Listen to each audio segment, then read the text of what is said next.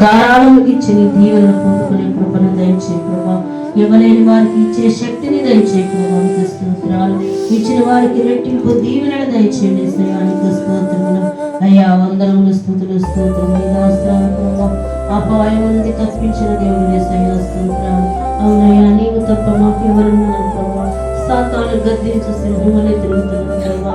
ఆ శత్రువుని మా పాదముల కింద పీఠముగా ఉంచుతారని వాగ్దానం ఇచ్చిన యేసయ్యా స్తోత్రాలు. దాన్ని అణిచివేయండి ప్రభా. దాన్ని కాల్చివేయండి ప్రభా. స్తోత్రాలు అయ్యా. నీ దాసురాలు ద్వారా ఇప్పుడు సూటిగా తేటగా మాతో మీరు మాట్లాడండి ప్రభా. ఎందుకంటే మీరు మాట్లాడితే మేము బ్రతుకుతామయ్యా. నీకు స్తోత్రాలు. నీ చిత్తానికి మేము లోబడాలి ప్రభా. నీకు స్తోత్రాలు. మీకు వ్యతిరేకమని మాలో నాలో తీసుకునేసాను ప్రభా. ఏ బిడ్డ ఏ బాధతో దుఃఖంతో వేదనతో ఉన్నదో ఆ బిడ్డను ఆదరించండి, బలపరచండి, ఓదార్చండి స్తోత్రాలు.